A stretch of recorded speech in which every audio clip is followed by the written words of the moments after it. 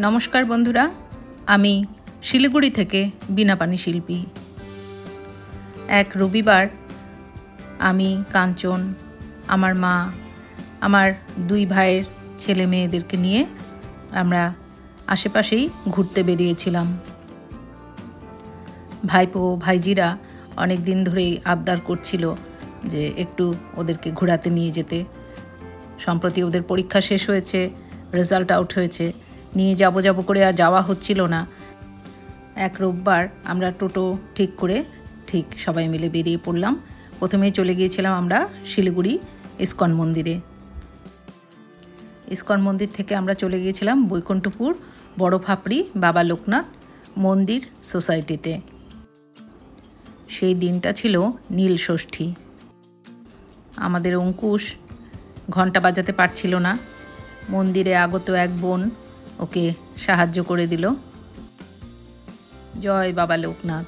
বাবা লোকনাথের অপূর্ব মূর্তি, মন্দিরের ভেতরে কাঁঠাল গাছ। এই ভাই বোন খুব সুন্দর গান করেছে। বোনের নাম সম্পূর্ণা আর ভাইয়ের নাম শুভঙ্কর। বাবা লোকনাথের গান শুনে সকলে খুব খুশি। আমার মা আর অঙ্কুশ আমরা নেতাজি মোড়ে এসেছি। এখানে বটগাছের নিচে সুন্দর শিবলিঙ্গ, পাশেই এখানে মাচা করা আছে বাঁশ দিয়ে। মাচায় বসে সবাই খুব খুশি। একটা একদম অন্যরকম পরিবেশ, চারদিকে পুরো শালের গাছ।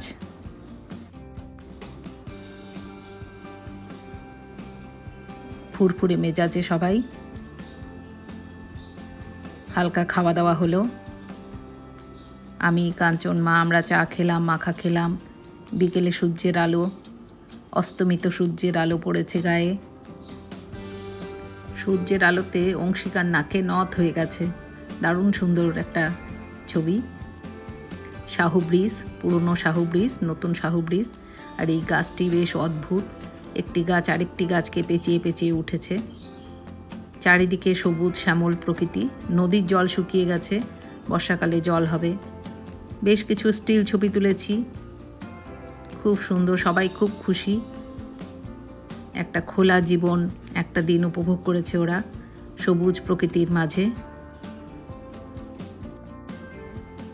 ভ্রমণ আমাদের মনকে সতেজ রাখে, মন ভালো রাখে, নতুন কর্মের উদ্দীপনা জাগায়।